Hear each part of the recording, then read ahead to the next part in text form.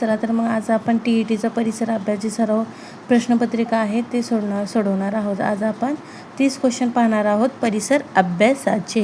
चला तर मग पहिला पाहूया आपण। भारतीय लोकांना स्नायूच्या बळकटीसाठी खालील प्रकारच्या आहाराची अधिक आवश्यकता लागते। तर याचं बरोबर उत्तर आहे प्रथिने। मी डायरेक्ट आन्सर सांगते। रेखाची आई डॅडेसाठी दररोज तलावातून आणलेल्या पाण्यात तुरटी फिरवते। का बरं फिरवते? तर हलक्या विरघळलेल्या कणांना निवळण्यासाठी काय करते? दररोज तुरटी फिरवत असते।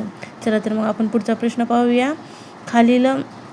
खालीलपैकी स्वयंपाक करायची कोणती पद्धत योग्य आहे? तर याचं बरोबर उत्तर आहे भाज्या स्वच्छ धुणे व नंतर कापणे। ही पद्धत एकदम बरोबर आहे।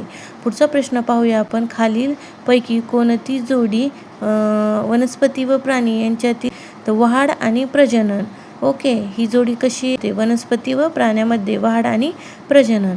पुढचं पाहूया। अंजलीची मैत्रीण दंतक्षयापासून वाचण्यासाठी खालील उपाय सांगते। तर कोणता उपाय सांगते पहा बरे।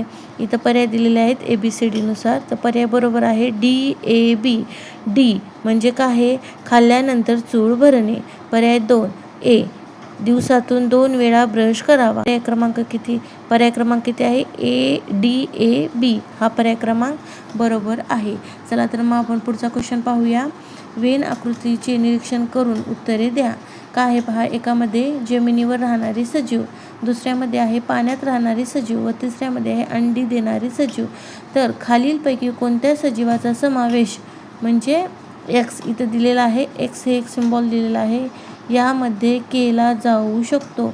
X म्हणजे काय आहे? तिन्हीचाही समावेश केला जाऊ शकतो।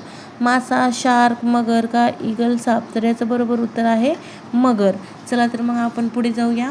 पुढचा प्रश्न पाहणार आहोत आपण। मसाल्यात हवेचा पंप ठेवला जातो। का ठेवला जातो? तर अधिक ऑक्सिजन पाण्यात विरघळण्यासाठी।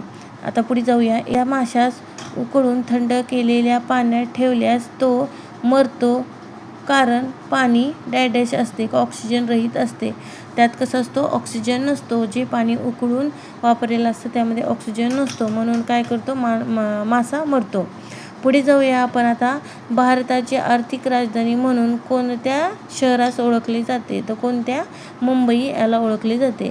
भारतातील सर्वाधिक पावसाचे ठिकाण कोणते आहे? तर कोणतं आहे? हवेचे सर्वाधिक ठिकाण पावसाचे आहे। रेगूर मृदा कोणत्या पिकासाठी उपयुक्त आहे? तर कोणत्यासाठी? कापूससाठी आहे। जमिनीची धूप होण्याचे मुख्य कारण कोणते आहे? जंगल तोड हे मुख्य कारण जमिनीचे धुपेचं आहे। चंदनाचे सर्वाधिक उत्पादन कोठे होते? तर कर्नाटकमध्ये चंदनाचे उत्पादन सर्वाधिक होते। दक्षिण भारतातील सर्वात लांब नदी कोणती आहे? तर गोदावरी आहे। दक्षिण भारतातील सर्वात लांब नदी कोणती आहे? गोदावरी आहे।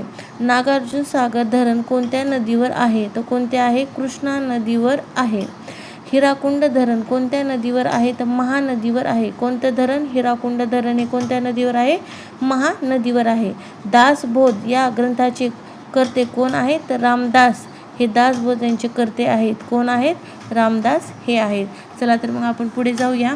पुढचा प्रश्न। जन्मापूर्वी सगळीकडे डॅश होते, म्हणजे शिवाजी जन्मण्याच्या पूर्वी देशामध्ये किंवा त्या समाजामध्ये काय पसरलेलं होतं? अन्याय माजलेला होता। औपचारिक जागृतीलाच डॅश असे म्हणतात। काय म्हणतात? प्रबोधन म्हणतात। प्रयोग करा असा संदेश कोणी दिला? रॉजर बेकन यांनी दिलेला आहे।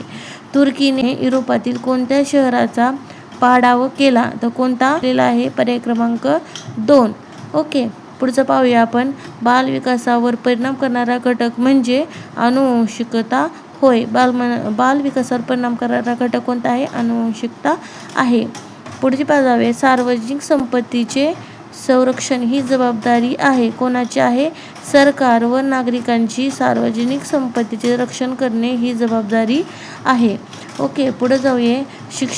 शिक्षण संबंधित असते। पर्याय दिलेला आहे 1 आणि 2 हे उत्तर बरोबर आहे। तर कोणता आहे? पर्याय 1 आहे बालकांशी व पर्यावरणाशी। शिक्षण संबंधित असते पालकांशी व पर्यावरणाशी असते। पर्यावरण शिक्षणाचे मुख्यालय डॅश येथे आहे। कुठे आहे? अहमदाबाद येथे पर्यावरण शिक्षणाचे मुख्यालय आहे। पर्यावरणीय शिस्तीमुळे डॅश निर्माण होतो, तर वैज्ञानिक दृष्टिकोन निर्माण होत असतो। पर्यावरण शिक्षणाचे इतर कार्यक्रम म्हणजे सामाजिक वनीकरण होय. हे उत्तर बरोबर आहे. वनीकरणाचा उद्देश आहे, काय आहे उद्देश सांगा बरं. वरीलपैकी सर्व म्हणजे काय.